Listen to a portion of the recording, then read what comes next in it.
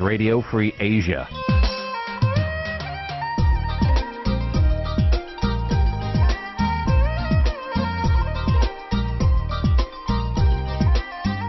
Vetikaអ្នកស្ដាប់វិទ្យុអាស៊ីសេរី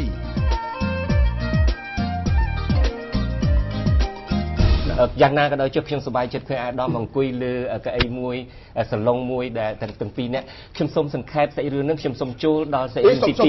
2អាដាមសុនឆៃនិយាយ6minuតមិញខ្ញុំអត់ទាន់បានឆ្លើយបងខ្ញុំកំពុងតែឲ្យអាដាមឆ្លើយឲ្យឆ្លើយរឿងហ្នឹង6minuតណាបាទអាដាមពេលដែលអាដាមសុនឆៃចាប់ផ្ដើមនិយាយគាត់និយាយទៅខ្ញុំនីតិទី8គាត់និយាយម្ដងទៅហើយគាត់និយាយបាទទៀតណាអញ្ចឹងឲ្យខ្ញុំឆ្លើយស្អីទៅគាត់និយាយហ្នឹងហើយឥឡូវដល់វិញខ្ញុំត្រូវនិយាយអាដាមមានការចោតម្ដងឲ្យគាត់ឆ្លើយវិញឥឡូវខ្ញុំសូមជាអ្នកគ្រប់គ្រងកម្មវិធីនេះខ្ញុំសូមអាដាមគោរពតាមការកំណត់របស់ខ្ញុំសូមចូលទៅដល់បញ្ហាទី2បញ្ហាទី2គឺត្រង់ថាលោកហ៊ុនសែនប្រកាសថាប្រសិនបើគណៈបកសង្គ្រោះជាតិមិនចូលប្រជុំសភាលើកដំបូងទេ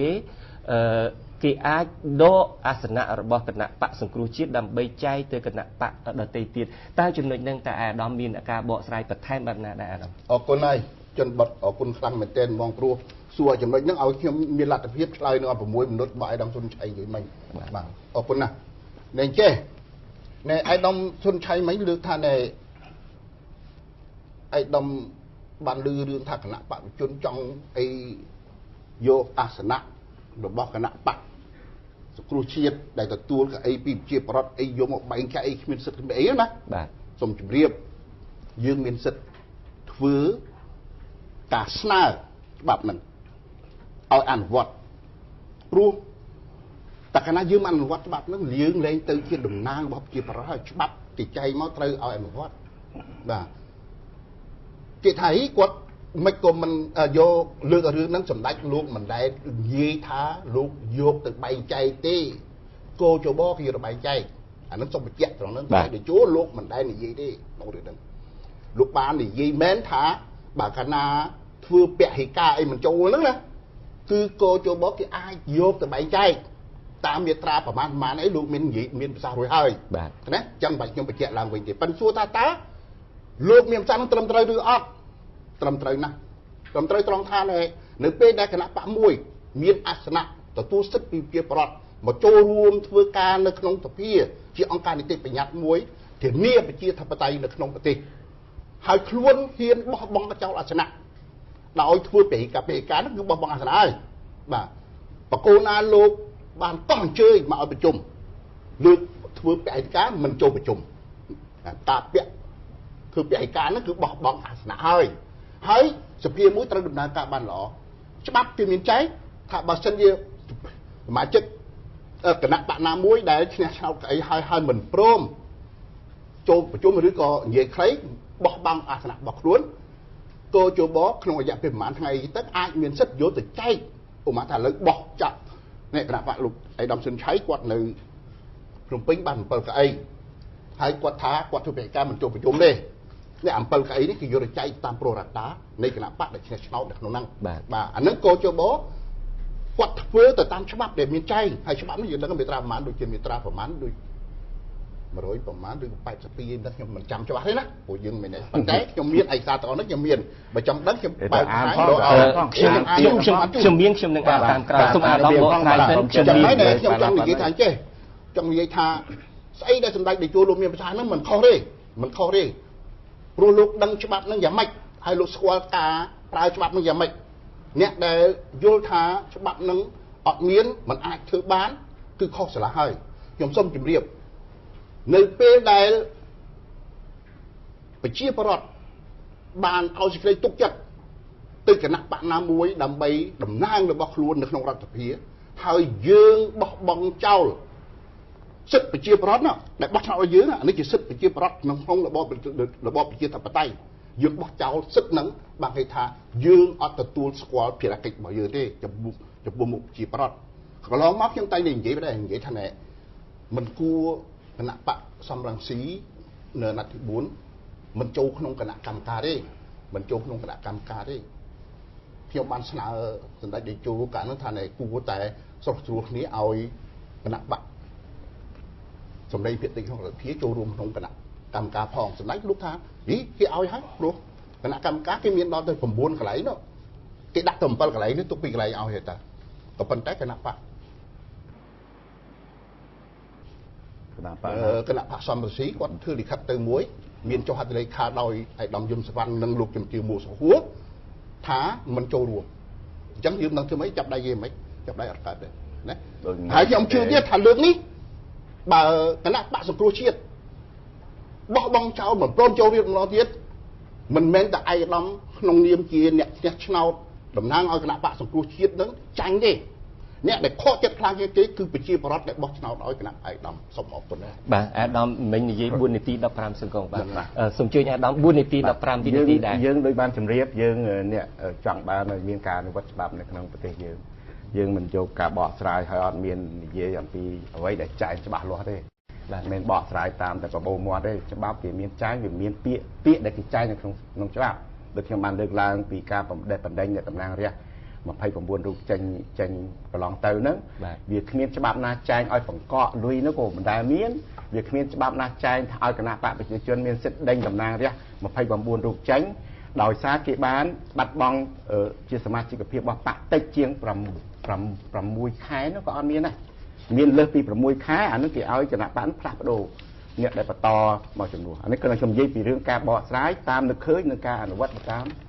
ខ្លឹមសារនៃច្បាប់មាត្រា118នៃច្បាប់បោះឆ្នោតជ្រើសតាំងតំណាងរាស្ត្រគេនិយាយថា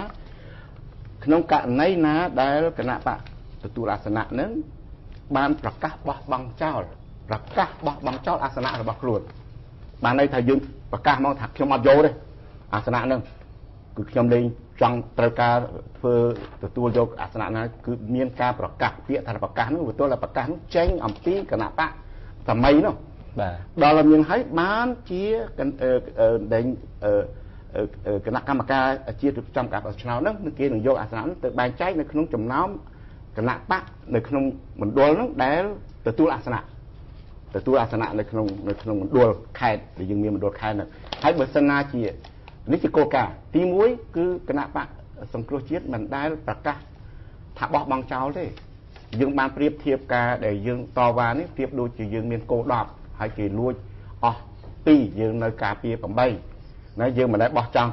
គោទាំង10ទេដោយសារគេលួច2ហើយជិលទុកអា8នោះឲ្យទៀតអានឹងមិនមែនទេយើងមិនមែនឆោតដល់ប៉ុណ្្នឹងទេទី2គឺគោលការណ៍ដែលបើអស់លោកចង់ធ្វើគណៈបកប្រជាជនចង់ធ្វើពីព្រោះបើយកទៅតាមដែលថាយកគណៈអាសនៈរបស់គណៈបកសង្គ្រោះជាតិយកទៅចែកជាមួយគណៈបកដែលជាប់ឆ្នោតនៅតាមខេត្តគណៈបកប្រជាជនមានអាសនៈទាំងអស់123នៅក្នុងរដ្ឋសភាមានតែម្នាក់ឯងទេតើនេះជាការចង់នាំប្រទេសកម្ពុជាវិលទៅរករបបផ្ដាច់ការវិញដែរឬយ៉ាងដូចម្ដេចពីព្រោះវាមិនដែលមានរបបប្រជាធិបតេយ្យគណៈបកមានតែមួយទេដែលមានអាសនៈទាំងស្រុង123នៅក្នុងសភាតែឯងមិនឯងដោយដែលគេអនុវត្តកន្លងទៅ5ឆ្នាំកន្លងទៅនេះណាគ្មានប្រទេសណាក្នុងពិភពលោកដែលគណៈកម្មការអចិន្ត្រៃយ៍រដ្ឋសភាចេញមកពីបកតែមួយទេអត់មានទេមានតែគណៈបកឯកឧត្តមឈៀងវ៉ាន់នឹងតែមកដែលនាំប្រទេសកម្ពុជាដែលយើងមានគោលការណ៍ចែងនៅក្នុងកិច្ចព្រមព្រៀងទីក្រុងប៉ារីសថាត្រូវជាប្រទេសកាន់លទ្ធិប្រជាធិបតេយ្យសេរីពហុបកហ្នឹងមិនដែលមានសភាប្រជាធិបតេយ្យដែលអចិន្ត្រៃយ៍របស់សភានោះចេញមកពីបកតែមួយហើយគាត់កាន់កាប់គណៈកម្មការទាំងអស់ហើយគាត់និយាយខុសការពិតមិនដែលណាទុកគណៈកម្មការឲ្យដែរប៉ុន្តែមានលិខិតណាគាត់និយាយខុសការពិតនិយាយបែបហ្នឹងវានាំឲ្យខ្មាស់ខ្មោចទេខ្មាស់ខ្លួនឯងទេដូច្នេះខ្ញុំថាចង់ឲ្យយើងនិយាយគិតអំពីផលប្រយោជន៍ជាតិដោយយកគោលការណ៍ច្បាប់យើងមិនអាចដឹកនាំប្រទេសដោយអំណាចបុគ្គលទេកុំយកអំណាចបុគ្គលហើយចិត្តតែនាំគ្នាហៃអើតាមអំណាចបុគ្គលនោះដូច្នេះបានជាយើងចង់ឲ្យវិលត្រឡប់មករកការពិនិត្យទៅលើខ្លឹមសារច្បាប់គេបានចែងបែបហ្នឹងហើយបើលោកចង់បកស្រាយថាតើការប្រកាសរបស់គណៈបកថាបោះបង់ចោលប្រកាសបោះបង់ចោលនោះលោកចង់មានន័យថាដោយសារយើងមិនបានចូលប្រជុំសភាបានន័យថាយើងប្រកាសពាក្យថាប្រកាសគួរសិក្សាទៅកុំយកខ្លឹមសារដោយយកករណីភ្នងនោះទៅនិយាយពីភ្នងយកវិជ្ជាក្រមណាឲ្យភ្នងគេខឹងអស់មកនគរនោះអានឹងគឺកុំធ្វើបានហ្នឹងសូមឲ្យយកគោលការណ៍ឲ្យច្បាស់លាស់ដូច្នេះបានថាកាលណាយើងយកខ្លឹមសារនៃច្បាប់មួយទៅបកស្រាយតាមតែខ្លួននឹកឃើញ ដើម្បីមកគម្រាមកំហែងខ្ញុំថាការដោះស្រាយប្រទេសជាតិមិនមែនមកពីគណៈបកមួយមកគម្រាមកំហែងគណៈបកមួយតាមរយៈការប្រកាសតាមប្រព័ន្ធឃោសនាដែលខ្លួនមានផ្សាយតាមអំពើចិត្តទេវាត្រូវតែយោងលើគោលការណ៍ច្បាប់បើលោកមិនយកច្បាប់ជាធម្មតាមានបញ្ហាតែយកមិនយកច្បាប់ជាមូលដ្ឋានក្នុងការគ្រប់គ្រងប្រទេសទេនឹងមានបញ្ហា អរគុណអាដាមទាំងពីរដែលបានបកស្រាយឥឡូវនេះខ្ញុំបាទចង់មកជម្រាបជូនលោកអ្នកស្ដាប់ជាទីមេត្រីម្ដងវិញលោកអ្នកនាងបានស្ដាប់ការបកស្រាយរបស់អាដាមទាំងពីរពីខាងគណៈបកប្រជាជនកម្ពុជានិងពីខាងគណៈបកសង្គ្រោះជាតិហើយទាំងសងខាងមានការបកស្រាយរៀងៗខ្លួនជាបន្តទៅទៀតនេះខ្ញុំបាទសូមអនុញ្ញាតអានជូននៅច្បាប់តាក់ទងនឹងករណីនេះព្រមទាំងជម្រាបជូននៅការបកស្រាយរបស់អ្នកជំនាញផ្នែកច្បាប់វិញម្ដងបាទទី1គឺថាច្បាប់ស្ដីពីការបោះឆ្នោតជ្រើសតាំងតំណាងរាស្ត្រមិនបានអនុញ្ញាតឲ្យគណៈកម្មាធិការរៀបចំការបោះឆ្នោតឬកោជបនឹងយកអាសនៈជាប់ឆ្នោតក្នុងរដ្ឋសភារបស់គណៈបកមួយដែលមិនបានប្រកាសបោះបង់ចោលទៅប្រគល់ឲ្យគណៈបកជាប់ឆ្នោតមួយផ្សេងទៀតទេមាត្រា118ចំណុចងនៃច្បាប់ជ្រើសតាំងតំណាងរាស្ត្រចែងថាក្នុងករណីគណៈបកនយោបាយណាមួយបានទទួលអាសនៈមួយឬច្រើនក្នុងរដ្ឋសភាប៉ុន្តែគណៈបកនយោបាយណាមួយនោះបានប្រកាសបោះបង់ចោលអាសនៈរបស់ខ្លួនបាទបោះបង់ចោលឬត្រូវលុបឈ្មោះចេញពីបញ្ជីឈ្មោះគណៈបកនយោបាយតាមច្បាប់ស្ដីពីគណៈបកនយោបាយបញ្ជីបេក្ខជននិងបេក្ខជននៃគណៈបកនយោបាយនោះដែលប្រកាសថាជាប់ឆ្នោតរួចហើយនិងមិនមានសុពលភាពនិងមិនមានគុណសម្បត្តិតទៅទៀតឡើយក្នុងករណីខាងលើនេះគណៈកម្មាធិការជាតិរៀបចំការបោះឆ្នោតត្រូវធ្វើការបែងចែកជនវត្តអត់ទេស្រាប់ខ្ញុំចឹងអាយដាមជនវត្តអាយដាមលោកជនវត្តមិញហ្នឹងឲ្យអាយដាមហ៊ុនថៃគាត់និយាយអស់សាច់អស់ឯអនុមកនិយាយចំគួរតែឲ្យខ្ញុំនិយាយដែរហើយឥឡូវណាជនវត្តឯងមកនិយាយបន្ថែមទៅលើបានគេថាសម្លេងពីរស្កត់សម្លេងមួយអានេះយោបល់ខ្ញុំទេណាបើខ្ញុំយល់ថាការធ្វើនៃរបៀបហ្នឹងមិនមែនការបង្ហាញលទ្ធិប្រជាធិបតេយ្យឲ្យប្រជាពលរដ្ឋរៀនសូត្រទេវិទ្យុស៊ីស្រីទៅក្រៅវិញអាដាមនេះជានីតិខ្ញុំយល់សូមអាដាមនេះខ្ញុំកំពុងតែបន្តការផ្សាយរបស់ខ្ញុំបាទអាដាមសូមមេត្តាសូមបិទម៉ៃរបស់គាត់ផងចាំខ្ញុំអនុញ្ញាតឲ្យគាត់និយាយចាប់បើកបានបាទខ្ញុំសូមអានតទៀតសូមទោសដែលគាត់បានមកកាត់ខ្ញុំបាទក្នុងករណីខាងលើនេះគណៈកម្មាធិការជាតិរៀបចំការបោះឆ្នោតត្រូវធ្វើការបែងចែកអាសនៈដែលនៅទំនេរនោះក្នុងរយៈពេលយ៉ាងយូរ7ថ្ងៃទៅឲ្យគណៈបកនយោបាយផ្សេងដែលទទួលបានអាសនៈក្នុងខេត្តក្រុងជាមួយដោយមិនគិតបញ្ចូលគណៈបកនយោបាយដែលបោះបង់នោះបាទនេះគឺជាច្បាប់100មាត្រា118ចំណុចងយោងតាមអត្ថន័យនៃមាត្រាច្បាប់បោះឆ្នោតគោចបអាចធ្វើការបែងចែកអាសនៈឬដកយកអាសនៈរបស់គណៈបកមួយទៅឲ្យគណៈបកនយោបាយមួយទៀតលុះត្រាតែគណៈបកណាមួយនោះប្រកាសបោះបង់ចោលអាសនៈក្រោយពីជាប់ឆ្នោតបាទនេះហាក់ដូចជាខុសពីអ្វីដែលលោកនាយករដ្ឋមន្ត្រីបានថ្លែងហើយនិងខុសពីអ្វីដែលអាដាមឈៀងវុនបានថ្លែងអំបញ្ញមិញនេះបាទពាក្យកលឹះដែលតាក់ទងទៅនឹងគតិយុត្តក្នុងមាត្រា118ចំណុចងនៃច្បាប់បោះឆ្នោតគឺត្រង់ថាប្រកាសបោះបង់ចោលអាសនៈប៉ុន្តែក្រោយការបោះឆ្នោតថ្ងៃទី28កក្កដារហូតមកដល់ពេលនេះគណៈបកសង្គ្រោះជាតិដែលរដ្ឋាភិបាលប្រកាសថាទទួលបានអាសនៈចំនួន55នោះមិនបានប្រកាសបោះបង់ចោលអាសនៈជាប់ឆ្នោតក្នុងសភារបស់ខ្លួនទេបាទហើយគ្មានមាត្រាណាផ្សេងទៀតទាំងក្នុងច្បាប់បោះឆ្នោតនិងរដ្ឋធម្មនុញ្ញដែលចែងផ្សេងពីនេះឬសរសេរថាអាចបើកសម័យប្រជុំរដ្ឋសភាលើកដំបូងបានទោះជាមានតំណាងរាស្ត្រជាប់ឆ្នោតតិចជាង100រូបក៏ដោយចុះ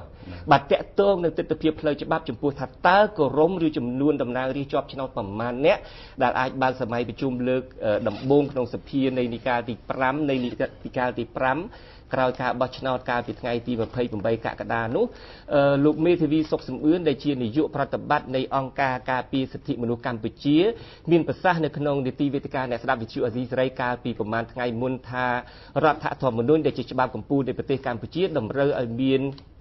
តំណាងរាស្ត្រជាប់ឆ្នោតយ៉ាងតិច120រូបបាទសូមអញ្ជើញស្ដាប់ប្រសាសន៍របស់លោកសុកសំអឿនបាទលោកសុកសំអឿនបាទតើទទួលស្គាល់ថាដូចជាតំណាងរាស្ត្របានតើមិនសំខាន់គឺត្រូវតែមាន120នាក់ស្បត់តាមបញ្ជីគោចបដែលឲ្យស្បត់ចូលជាស្បត់ជាតំណាងរាស្ត្រសិនហើយនេះបន្ទាប់ពីដែលមានតំណាងរាស្ត្រ120នាក់លោកស្បត់ចូល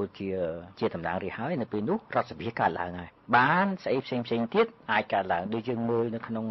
មាត្រា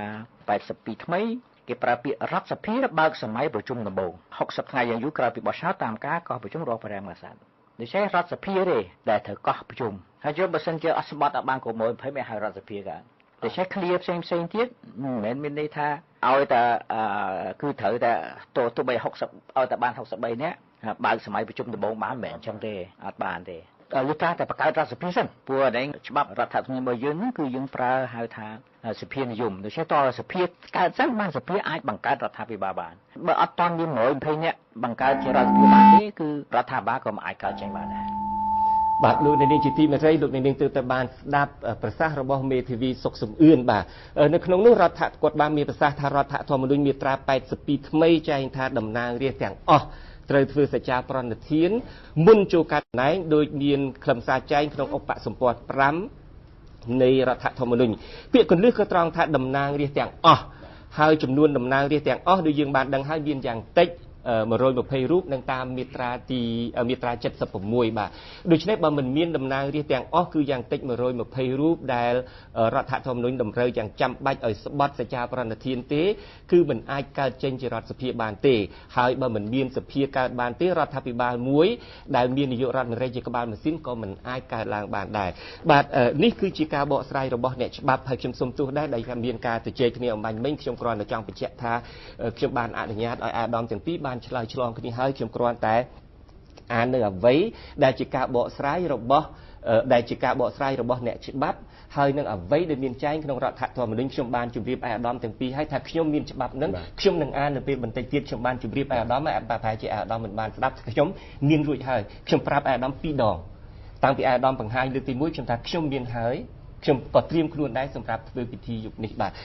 ខ្ញុំគ្រាន់តែចង់បញ្ជាក់ថាតើឥឡូវយើងឈានចូលដល់ចំណុចមួយទៀតការបកស្រាយរវាងភាគីទាំងសងខាងគឺជាការបកស្រាយហើយប៉ុន្តែយើងដឹងហើយនៅពេលកន្លងមកនេះរដ្ឋាភិបាលកម្ពុជានៅពេលដែលមានចំនួនរវាងប្រទេសកម្ពុជានិងថៃយើងបានប្តឹងទៅតុលាការក្រុងឡាអេដើម្បីឲ្យបកស្រាយសាលក្រមឆ្នាំ1963ដូច្នេះនៅពេលដែលយើងមានបញ្ហាយើងមិនបានអនុញ្ញាតឲ្យភាគីដែលពាក់ព័ន្ធនៅក្នុងរឿងនេះបកស្រាយទេអាដាមខ្ញុំសូមយើងច្បាស់ឲ្យកុំនិយាយហួសពីនឹងខាតពេលរបស់យើងមិនខាតពេលអាដាមខ្ញុំជាអ្នកគ្រប់គ្រងកម្មវិធីអាដាមទីនេះមិនមែនរដ្ឋសភាអាដាមសុំទោសអាដាមសូមបិទសម្លេងគាត់បាទអាដាមខ្ញុំកំពុងតែដឹកនាំកម្មវិធីប្រជុំនេះអាដាមពិភាក្សានេះបាទនៅពេលដែលកម្ពុជាហើយនឹងថៃមានចំនួនជាមួយគ្នាគេមិនបានអនុញ្ញាតឲ្យភាគីដែលពាក់ព័ន្ធបកស្រាយទេគេបានប្តឹងទៅតុលាការអន្តរជាតិនៅវិញដូច្នេះសំណួរខ្ញុំសួរអាដាមថាតើបើសិនជាអាដាមទាំងពីរមានការបកស្រាយខុសគ្នាបែបនេះតើយើងទៅរកស្ថាប័នឯករាជ្យណាមួយដើម្បីបកស្រាយបានបាទសូមជួយអាដាមខ្ញុំជើងអាដាមសុនឆៃចាំខ្ញុំនិយាយពីក្រោយម្ដងអូខេសូមជួយអាដាមថាជាការបកស្រាយនិយាយឲ្យមែនទេទៅសូម្បីតែតុលាការដែលយើងគ្មានជំនឿនៅក្នុងប្រទេសកម្ពុជាយើងក្រុមប្រឹក្សាធម្មនុញ្ញនោះដែលសមាជិកសិទ្ធិគណៈបព្វជិជនក៏គេបកស្រាយដោយអ្វីដែលជាអ្នកច្បាប់បានបញ្ជាក់ឲ្យបាញ់មាញ់នឹងដែរអត់មានអ្វីខុសគ្នាទេប៉ុន្តែអ្វីដែលកើតមាននៅស្រុកយើងនឹងគឺអ្នកដែលមានអំណាចខ្លាំងគឺគាត់ចាំប្រើអំណាចនឹងរំលោភច្បាប់នឹងឯងដែលជាបញ្ហាដូច្នេះបានខ្ញុំថាដូចជាករណីឥឡូវហ្នឹងករណីដែលយើងពាក់ព័ន្ធទៅនឹងការរកយុត្តិធម៌ពាក់ព័ន្ធនឹងការបោះឆ្នោតហ្នឹងបាទចេះតែបខំឲ្យយើងទៅដោះស្រាយជាមួយនឹងគោជបហើយក្នុងពេលដែលទាំងអស់គ្នាឃើញតែគោជបនោះដែលរួមគំនិតប្រព្រឹត្តខុសនោះតើឲ្យយើងទៅសុខចិត្តទៅធ្វើការនៅក្រោមការដោះស្រាយរបស់គោជបយ៉ាងម៉េចអានឹងជាការពិតតើយើងអាចទទួលបានឬអត់ដូច្នេះបានជាគណៈបក្សសង្គ្រោះជាតិថាបើវាមានបញ្ហាដែលធ្វើឲ្យលំបាកនេះហើយក៏បញ្ហាដែលយើងចូលប្រជុំមិនមែនយើងជាគណៈបកមួយអង្គុយចាំតែងមិនចូលប្រជុំឲ្យមានការរៀបរៀងទេក៏ប៉ុន្តែវាជាហេតុការណ៍មួយដើម្បីយើងយកសិទ្ធិនឹងដើម្បីឲ្យមានការដោះស្រាយរោគយុត្តិធម៌ជូនប្រជារាស្ត្រខ្មែរជាមុនសិនហើយការដោះស្រាយនឹងយើងបានស្នើឲ្យអង្គការសហប្រជាជាតិដើម្បីលោកធ្វើការស៊ើបអង្កេតដឹកនាំស៊ើបអង្កេតទៅពីព្រោះ30វិនាទីឯដល់ដោយសារអង្គការសហប្រជាជាតិក៏មានសិទ្ធិផ្លូវការនៅក្នុងប្រទេសកម្ពុជាដែរក្នុងការការពារសិទ្ធិរបស់ប្រជាពលរដ្ឋខ្មែរហើយយើងថាបើយើងឲ្យអង្គការសហប្រជាជាតិលោកធ្វើការអង្កេតហើយបើលោកឃើញរកឃើញយ៉ាងណារួមជាមួយនឹងអង្គការសង្គមស៊ីវិលទាំងឡាយដែលរកឃើញថាទេគណៈបកប្រជាជនមកទៅឈ្នះក្នុងកម្រិតហ្នឹងហើយអានោះយើងទទួលស្គាល់សេចក្តីសម្រេចរបស់អង្គការសហប្រជាជាតិដែលមានការស៊ើបអង្កេតតាមចំនួនពេលបាទអាដាមមានពេលមួយនាទីកន្លះសូមអរគុណណាស់មួយនាទីកន្លះដូចគ្នាអាដាមបើចង់ស្មើគ្នាអាដាមស្មើគ្នាបាទណែមិននាទីកន្លះទេមិញច្រើនជាងមួយនាទីកន្លះគាត់អាដាម ចេះ យើងអាចទៀងក្រោយនេះបាន ខ្លីទេឯកឧត្តមសុនឆៃមិនគាត់លើកថាខ្ញុំប្រើពាក្យភ្នងរដ្ឋសភាខ្ញុំទទួលយកប៉ុន្តែស្អីដែលឯកឧត្តមសុនឆៃមិននិយាយគាត់ឲ្យក្តោខ្ញុំក្នុងរដ្ឋសភាខ្ញុំប្រើពាក្យនេះនៅក្នុងការបាទខ្ញុំនិយាយអីគាត់ប្រើមិនប្រើពាក្យអាពាក្យហ្នឹងពិតមែនគាត់ឲ្យ brother fair គាត់ធ្វើជាដាក់ខ្ញុំអាហ្នឹងប្រែមកថាអញ្ចឹង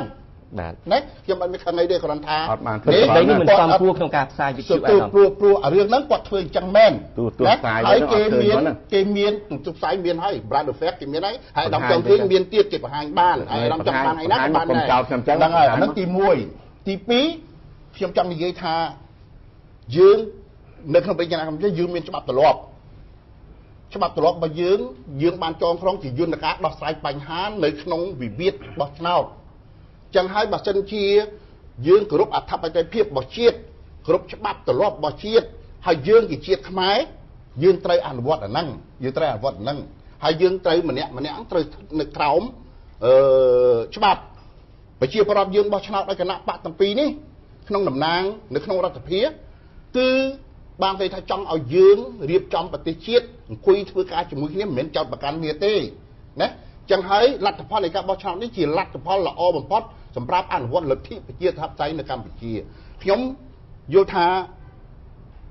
រឿងច្រើនណាស់ឯកឧត្តមដែលលើកឯកឧត្តមសុនឆៃលើកមិញនេះគឺមិនពិតប្រាកដនៅក្នុងការវិវត្តដែលយើងបានធ្វើកន្លងមកនៅក្នុងអាណត្តិទី4គឺគេមានលំដាប់ដោយសរសេរអញ្ចឹងធ្វើអីខ្លះហើយត្រូវការអីខ្លះនឹងឲ្យឯកសារហ្នឹងយើងមាននៅក្នុង website របស់រដ្ឋសភាស្អីដែលយើងធ្វើកន្លងមកអញ្ចឹងឆៃមើលទៅក្នុងហ្នឹងទៅហើយមួយទៀតគេសរសេរច្បាស់ណាស់គេថាសម័យប្រជុំដំបូងសម្ដេចព្រះបរមនាថនរោត្តមសីហមុនីព្រះមហាក្សត្រនៅថ្ងៃ24កញ្ញា08ហ្នឹងលោកបានធ្វើជាអធិបតីអ្នកតំណាងរាស្ត្រ119នាក់នេះសរសេរច្បាស់បន្តមកទៀតគេធ្វើអីប្រកាសសុពលភាពតំណាងរាស្ត្រឯកឧត្តមជាសុទ្ធព្រឹទ្ធសមាជិកនេះធ្វើថ្ងៃណា24កញ្ញាបាទយើងអស់ម៉ោងត្រឹមហ្នឹងយើងបាននិយាយចាំថានេះវាជាបញ្ជាក់ច្បាស់ចឹងហើយស្អីដែលនិយាយនេះវាមិនបានឆ្លើយ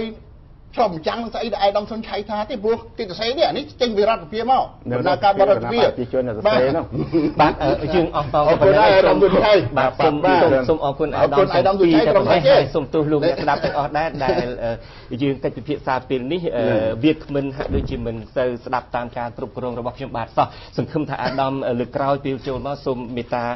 គោរពតាមការគ្រប់គ្រងពិធីនេះរបស់ខ្ញុំបាទនេះបើសិនជាគ្រប់គ្រងលំអៀងវាអញ្ចឹងហើយបាទកុំឲ្យគ្រប់គ្រងលំអៀងសូមទោសអាដាមដល់ពេលបញ្ចាំហើយបាទ